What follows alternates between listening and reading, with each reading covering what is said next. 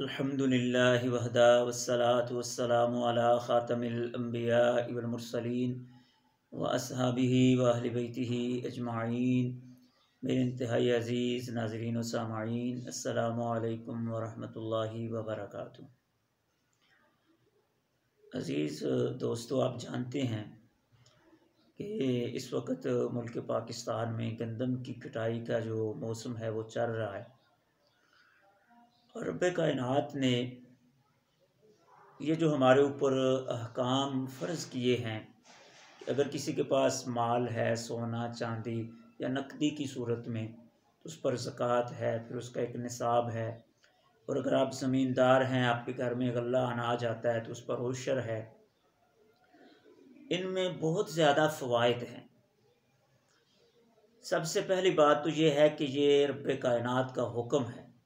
مال دینے والی ذات، زمین کا مالک بنانے والی، غلے اناج سے نوازنے والی ذات، وہ اللہ کی ذات ہے، اور پھر اس پر احکام جو ہے وہ لاگو کرنے والی ذات بھی اللہ کی ہے۔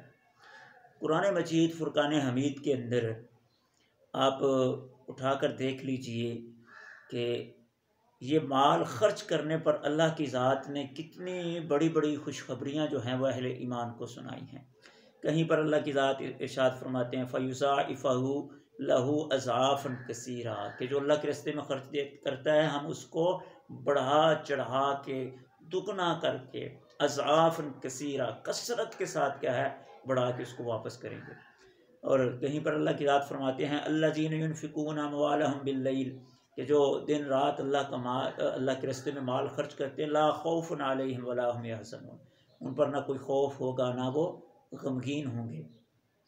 اور کہیں پر اللہ کی ذات ارشاد فرماتے ہیں وَأَقْرَضْتُمُ اللَّهَ قَرْضًا حَسَنًا لَأُكَفِّرَنَّ عَنْكُمْ سَيِّئَاتِكُمْ وَلَأُدْخِلَنَّكُمْ جَنَّاتٍ تَجْرِي، کہ اگر تم اللہ کے راستے میں خرچ کرو گے، اللہ کو قرض حسنہ دو گے، اللہ تمہارے گناہوں کو بھی معاف کرے گا، اللہ تمہیں جنت میں بھی داخل کرے گا۔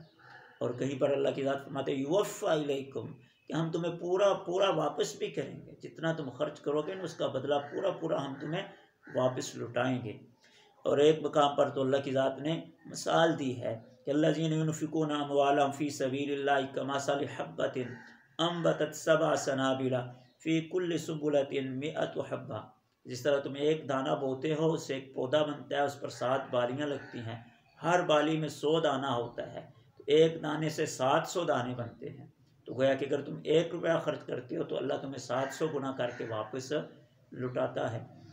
تو اسی طرح اللہ کی ذات نے ایک اور مقام پر فرمایا ان تقرضوا اللہ قرضا حسنا یضاعفہ ویغفر لکم، کہ اللہ تمہیں بڑھا چڑھا کے واپس بھی کرے گا اور تمہاری بخشش اور مغفرت بھی کر دے گا۔ تو یہ ساری خوشخبریاں اللہ نے قرآن مجید کے اندر دی ہیں، اور قرآن مجید کے اندر اللہ کی ذات نے واقعات بھی بیان کیے ہیں۔ 15واں پارہ سورہ کہف اٹھا کر دیکھ لیجئے، اس میں 2 آدمی جن کا ایک بھاگ تھا، اس میں اللہ نے ایک واقعہ نقل کیا ہے، وہ ذرا خود پڑھ کر دیکھیے۔ اسی طرح سورہ قلم 29واں پارہ ہے، اس میں بھی اللہ کی ذات نے 2 بھائیوں کا واقعہ بیان کیا جنہیں اللہ نے باغ سے نوازا تھا۔ ان کا پہلے باپ تھا، تو جس وقت باغ کا پھل اترتا تھا تو وہ غرباء اور مساکین کو بھی دیتا تھا۔ باپ کی وفات کے بعد یہ 2 بیٹے جو تھے ان کے پاس باغ آیا، تو انہوں نے کہا ہمارا باپ تو پاگل تھا، یہ غریب مسکین مفت خورے جو آ جاتے تھے مفت میں سارا کچھ لے جاتے تھے، تو ہمارا باپ تو بے وقوف تھا، ان کو مفت خوروں کو دے دیتا تھا اپنی محنت، تو ہم نہیں دیں گے۔ صبح جب وہ باغ کا پھل اتارنے کے لیے گئے تو اللہ نے اس باغ کو کیا ہے، چٹیل میدان کی طرح بنا دیا تھا، تو پھر کہنے لگے کہ ہم تو کیا ہے، محروم ہو گئے۔ تو یہ واقعات بھی ہمارے لیے عبرت اور نصیحت ہیں کہ اللہ نے حکم دیا ہے، اس کو پورا کرنے پر اجر و ثواب اور انعام کیا ہے، اور اگر نہیں کریں گے تو اس پر اللہ کی پکڑ کتنی بڑی ہے کہ اللہ کی ذات نے جس نعمت سے تمہیں نوازا ہے، وہ نعمت اللہ اگر ناشکری کرو گے تو چھین بھی سکتے ہیں۔ اور قرآن میں واضح طور پر اللہ نے ارشاد فرمایا کہ اگر تم میرا شکر ادا کرو گے تو لازیدنکم، لئن شکرتم لازیدنکم ولئن کفرتم ان عذابی لشدید، اگر ناشکری کرو گے تو پھر میرا عذاب بھی بڑا سخت ہے۔ اور ناشکری کیا ہے کہ اللہ نے مال دیا ہے تو زکوٰۃ نہ دو، اللہ نے اناج دیا ہے تو عشر نہ نکالو۔ بخاری شریف کے اندر بھی ایک واقعہ ملتا ہے، رسول اللہ صلی اللہ علیہ وسلم نے بیان کیا کہ بنی اسرائیل کے اندر 3 آدمی تھے، ایک کو کوڑ کا مرض تھا، ایک کو گنجے پن کا مرض تھا، اور ایک نابینا تھا۔ تو فرشتہ کیا ہے ان تینوں کے پاس آیا، پہلے ایک کوڑ والے کے پاس آیا اور پوچھا تم کیا چاہتے ہو، تو اس نے کہا میری بیماری ٹھیک ہو جائے۔ تو فرشتے نے اس کے بدن پر ہاتھ پھیرا اور دعا دی بارک اللہ فیک کا، تو وہ ٹھیک ہو گیا۔ اور اس سے پوچھا کہ تمہیں کیا چاہیے، اس نے کہا مجھے کوئی ایک اونٹنی چاہیے، تو اسے ایک گابن اونٹنی فرشتے نے دے دی۔ اس کے بعد پھر گنجے کے پاس آیا، اس سے بھی پوچھا تم کیا چاہتے ہو، تو اس نے کہا کہ میری یہ بیماری گنجے پان والی ٹھیک ہو جائے، ٹھیک ہو گیا ہاتھ پھیرنے سے۔ پھر اس سے پوچھا کہ تم کیا چاہتے ہو، تو اس نے کہا کہ مجھے گائے پسند ہے، اسے بھی ایک گابن گائے دے دی گئی۔ پھر اس کے بعد نبینے کے پاس آیا تو اس سے بھی پوچھا کیا چاہتے ہو، تو اس نے کہا میں چاہتا ہوں میری آنکھیں ٹھیک ہو جائیں۔ تو فرشتے نے اللہ کے حکم سے ہاتھ پھیرا، اس کی آنکھیں ٹھیک ہو گئیں۔ اور اس سے پوچھا تم کیا چیز چاہتے ہو، کون سا مال پسند ہے تمہیں، تو اس نے کہا مجھے بکری پسند ہے۔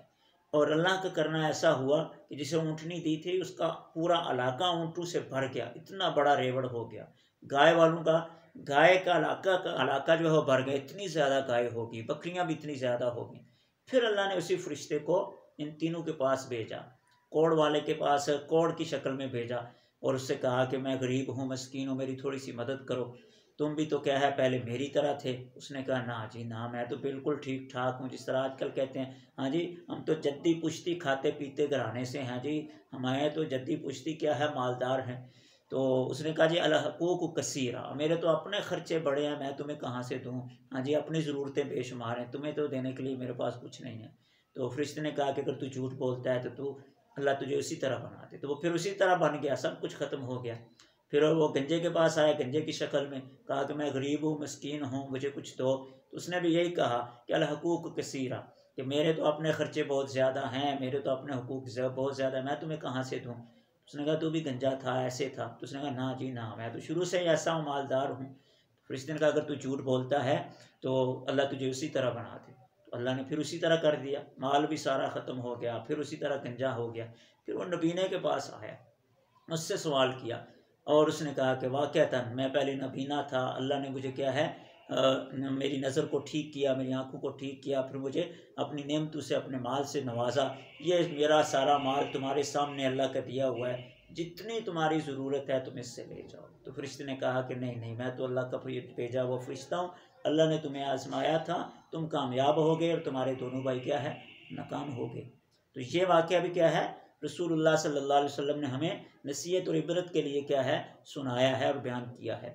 اور ویڈیو زیادہ لمبی ہو رہی ہے، ایک اور واقعہ حدیث پاک کے اندر موجود ہے کہ اللہ کے حبیب فرماتے ہیں کہ آدمی جنگل میں سفر کر رہا تھا تو آسمان پر بادل گرجے اور بادل کے اندر سے آواز آئی اس کی حدیقت فلان، کہ بادل جا فلاں بندے کے کھیت کو پانی پلا کر آ۔